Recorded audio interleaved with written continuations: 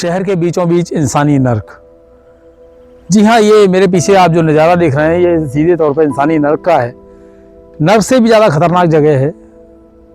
जिस तरह से पूरे शहर भर का कचरा यहाँ पर जो है इकट्ठा होता है, और यहाँ से जिस तरह से आप देखेंगे कुछ गांव वाले जा रहे हैं, और यहाँ पर गांव वाले जब निकलते हैं, चूँकि 7-8 गाँव की रास्ता है ये, तो गाँव वाले निकलते हैं तो कहीं ना कहीं उनको कपड़ा मुंह पर बांधना पड़ता है। यहाँ से निकलना बिल्कुल दुश्वार हो जाता है। अपने घर पर ये जिस तरह से बीमारियाँ लेकर जाते हैं कचरे की, वो अपने आप में एक सोचने वाली बात है। लेकिन सबसे अहम बात यहाँ पर यह है कि लगातार शिकवे शिकायतों के बावजूद भी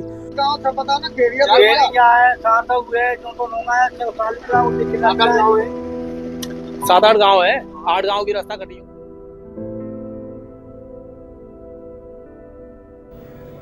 आज हम आपको नगर निगम द्वारा बनाए गए एक ऐसे नर्क का नज़ारा दिखाने जा रहे हैं जिसे देखकर आप हैरान रह जाएंगे। इस नर्क को बनाने में कहीं ना कहीं हम इंसानों का भी पूरा योगदान है। लाखों टन कचरा, मवेशियों की सड़ती लाशें और बीमारी पैदा करने वाली बेहद भयानक दुर्गंध से सामना करना हर किसी के बस की बात नहीं है। लेकिन यहाँ के बाशिंदे हर रोज़ इस नर्क का दीदार करते हैं, इस नर्क से गुजरते हैं और इस नर्क से अपने परिवार के लिए बीमारियां मुफ्त में ले जाते हैं।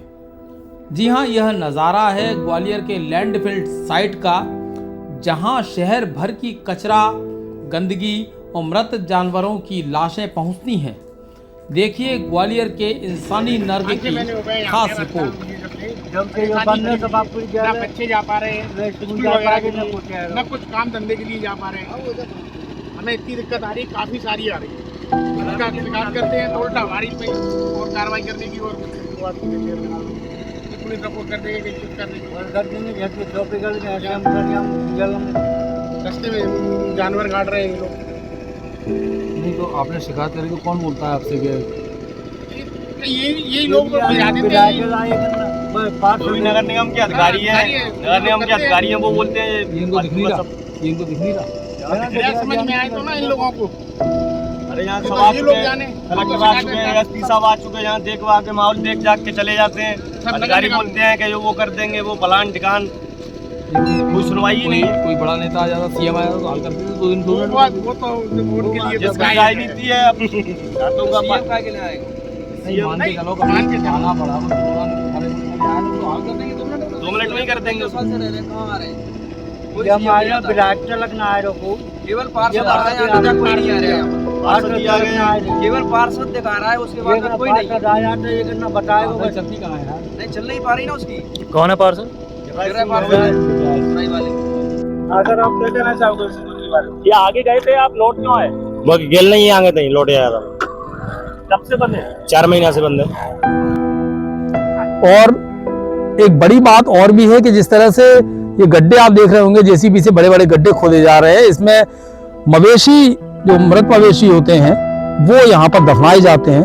और ये मवेशी जब सड़ते हैं, कई बार तो खुले में ऐसे डाल दिए जाते हैं, तो जब ये मवेशी सड़ते हैं, इसमें भी आप तस्वीरें में आपको दिखाऊंगा, लेकिन जब ये मवेशी सड़ते हैं तो उस समय बदबू और गंदगी के साथ में बीमारियां भी फैलती हैं। जो आसपास के यहाँ से जो भी गांव वाला गुजरता है, या जो यहाँ चूंकि ये वार्ड 66 का इलाका है, शहरी इलाका है, और यहाँ पर जब यहाँ से निकलने वाले लोग अपने घर वालों के लिए बीमारियां ले जाते हैं, तो आगे जाकर उनको वापसी का रास्ता भी नहीं मिलता, क्योंकि वो बंद हो चुका है, जहरीले पानी से बंद हो चुका है।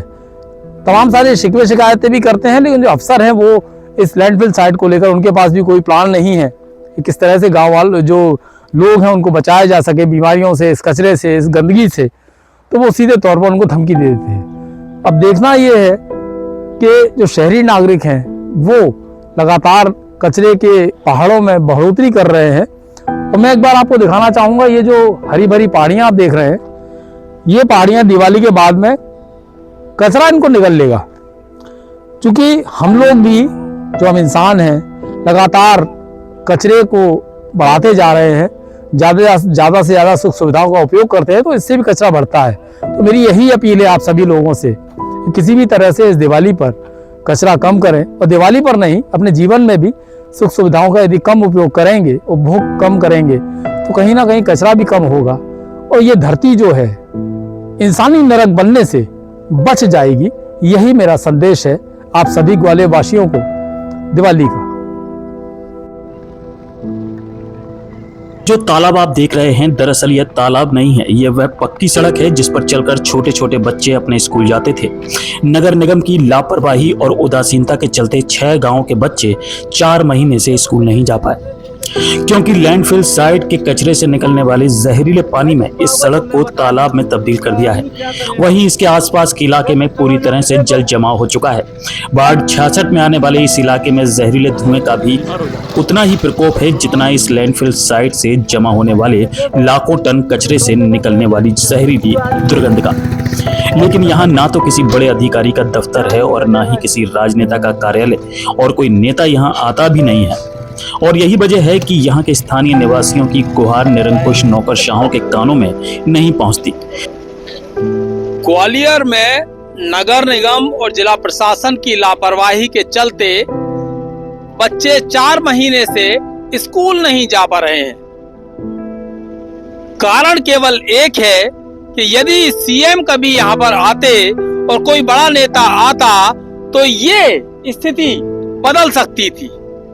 मैं आपको एक बार दिखाना चाहूंगा, ये जो तालाब है, आपको तालाब नजर आ रहा होगा, लेकिन ये तालाब नहीं है, ये सीधे तौर पर एक पक्की सड़क है। ये पक्की सड़क जो कि नगर निगम द्वारा बनवाई गई थी, लेकिन अब वो पूरी तरह से तालाब बन चुकी है। और ये सामने आप रेलवे की पुलिया देख रहे हैं, पटरी के नीचे वो उस पुलिया से 8 गांव के लोग शहर के अंदर आते थे अपना काम धंधा करने, अपने बच्चों को पढ़ाने के लिए, अपने लिए दवा दारू करने, और जिस तरह से कोई बीमार भी पड़ता था तो उसको इस पुलिया से लेकर शहर के अंदर आते थे। लेकिन अब यहाँ पर आप देखेंगे कि जो गांव वाले हैं वो पिछले 4 महीने से परेशान हैं और जिला प्रशासन से, नगर निगम से गुहार लगाकर थक चुके हैं, लेकिन सुनवाई है कि होती नहीं। निरंकुश अधिकारी और लालची नेताओं का जिस तरह से गठजोड़ ग्वालियर में चल रहा है, उससे तो इनकी समस्या हल होने वाली नहीं है। और यही वजह है कि आज हम यहाँ पर पहुंचे हैं। इनकी आवाज कम से कम उन अफसरशाहों के नौकरशाह हैं, उनके कानों में गूंजे तो यहाँ की व्यवस्थाएं सही हो पाए। क्योंकि आपको बता दें कि यहाँ पर जिस तरह से परेशानियां आ रही हैं, उसको लेकर आज गांव वाले मेरे पास आए, उनसे बात करते हैं। दादा क्या नाम है आपका, बताएं थोड़ा सा। मेरा पुत्तू सिंह सालूपुरा से है जी। सालूपुरा से है आप। लगभग कितने परिवार और कितने गांव ये से प्रभावित? क्या है, 5-6 गांव जहाँ में रास्ता पे हैं जी। हाँ, वो सब रुकी है, वो पूरे साधन नहीं तो रहे हैं। किस तरह की परेशानी आप आ रही है लगातार, जैसे चूंकि आप बता रहे कब से ये परेशानी हो, किस तरह की परेशानी? 4 महीना है परेशानी जी। हाँ, वो 4 महीना से रास्ता बंद है, मोहल्ले बंद, स्कूल ना जा रहे, और क्या कहते हैं हमारा तकलीफ है यार, हम दूसरी हाईवे पर घूम के आते हैं।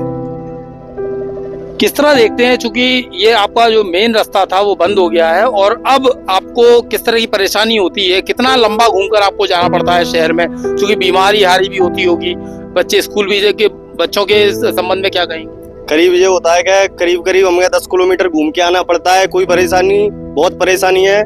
यहाँ नेता आ चुके हैं, अधिकारी आते हैं, ये बोलते हैं कि तुम्हारे ऊपर कार्रवाई कर देंगे, कोई सुनवाई नहीं है, धमकियां देके चले जाते हैं।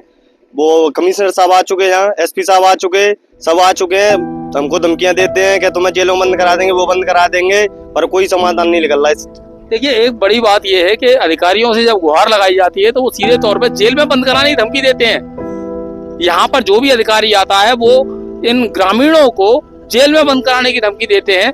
और भी ग्रामीण मौजूद है मेरे साथ में। ये क्या नाम है आपका? साहब सिंह अहमद। ये साहब सिंह जी, ये बताएं थोड़ा सा कि किस तरह की और परेशानियां आती हैं गांव वालों को? यही समझे आपके जाने आने के लिए काफी सारी प्रॉब्लम है। अब कैसे जाएं? 7-8-10 किलोमीटर के लगभग हमें दूरी पार करना पड़ती है, उसमें टाइम बर्बाद होता है। बच्चों के लिए ही परेशानी है, हमारे स्कूल जाए नहीं जाए, कभी कोई बात आती है, कच्ची रास्ता है, बहुत सारी समस्या आ रही हैं। एक रोजी मरना का जो भी काम है हमारा वो नहीं हो पा रहा है।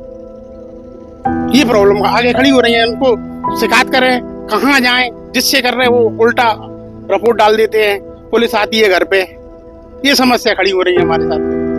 पुलिस क्यों आती है? भाई नगर निगम वालों इन्हीं की तरफ से आ रही। ये कचरे के ढेर देख रहे हो आप, ये इधर है, पुलिस आती है, शिकायत करती है। देखिए ये लैंडफिल साइट का कचरा है और लैंडफिल साइट के कचरे के जो लैंडफिल साइट है उसके पास ही ये जो पुलिया बनी हुई है, उसके पास उस लैंडफिल साइट से गुजरती हुई सड़क है जो कि गांव तक जाती है, लेकिन वो गांव तक पहुंच नहीं पाती, उससे पहले ही वो धराशायी हो जाती है। जी आप आए, क्या नाम है आपका? राम गुरियर। राम भाई ये बताएं आप कि ये कब बनी थी सड़क और कब से ये स्थिति है? करीबन 2 साल हो गए सड़क को।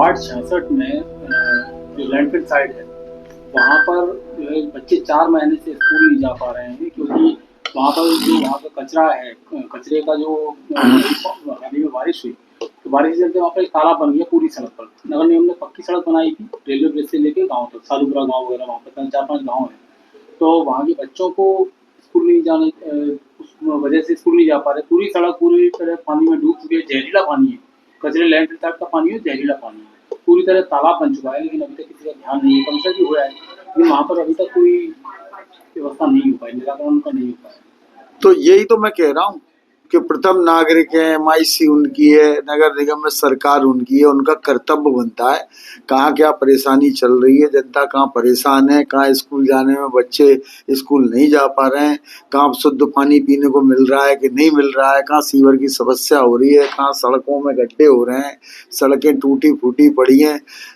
ये सारी समस्या की जवाबदारी उनकी है। हम विपक्ष में बैठे हैं, हम तो उन्हें बता सकते हैं, आईना दिखा सकते हैं, बाकी वो उस कार्रवाई को करें ना करें उनकी मर्जी है, लेकिन हम जनता की लड़ाई लड़ रहे हैं अपनी तरफ से।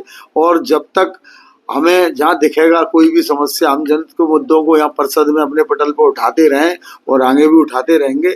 और उसके लिए हमें चाहे धरना, आंदोलन, प्रदर्शन कुछ भी करना पड़े, हम उससे पीछे नहीं हटेंगे। यहाँ आप देख सकते हैं जब गाड़ियां आती हैं यहाँ पर, जिसको मालूम नहीं होता रास्ता, तो वो वापस इस तरीके से लौटता है। रास्ता बंद होने के कारण वापस लौटते हुए लोग यहाँ देखे जा सकते हैं। ये देखिए, ये पूरी रास्ता बंद है, उस कारण ये गाड़ियां लौट रही हैं। आया यार, दादा यार, कहाँ रह गए यार? चलो आया, तुम आगे ले आया, बढ़िया। तुम बोल रहे चली चले यहाँ पर, ठीक है? आओ आया।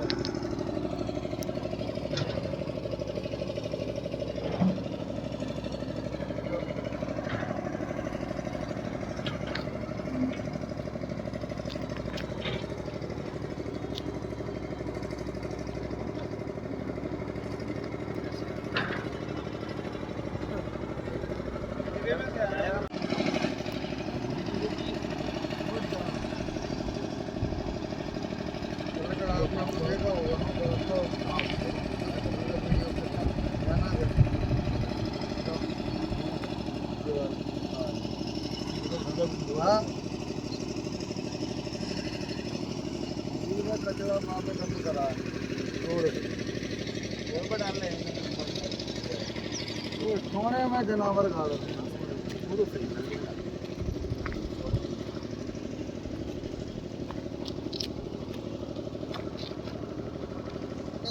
आ रहे हैं।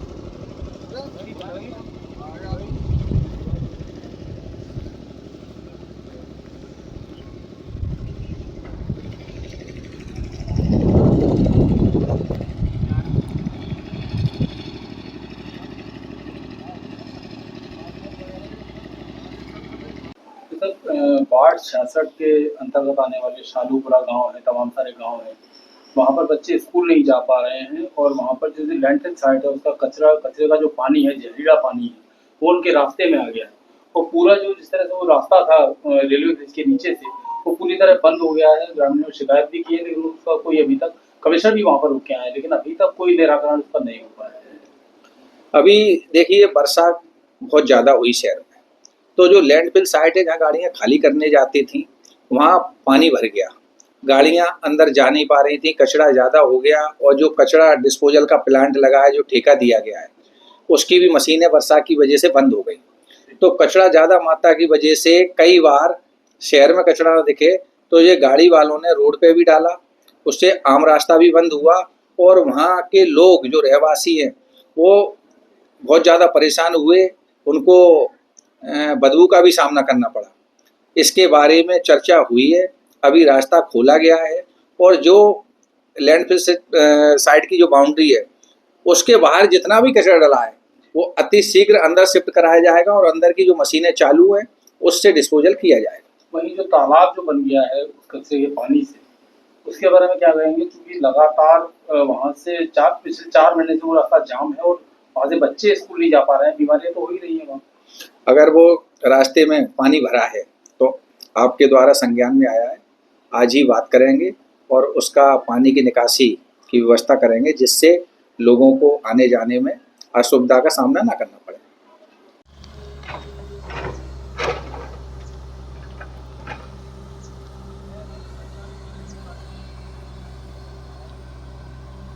ये सफाई हो रही है, क्या हो रहा है? गड्ढा, काय गड्ढा है? काय का? तुम कहाँ से हो? तुम कहाँ से हो? कौन से उससे हो? हैं? जीती वाले हो? डिपार्टमेंट कौन सा करवा रहा है? नगर निगम। नगर निगम।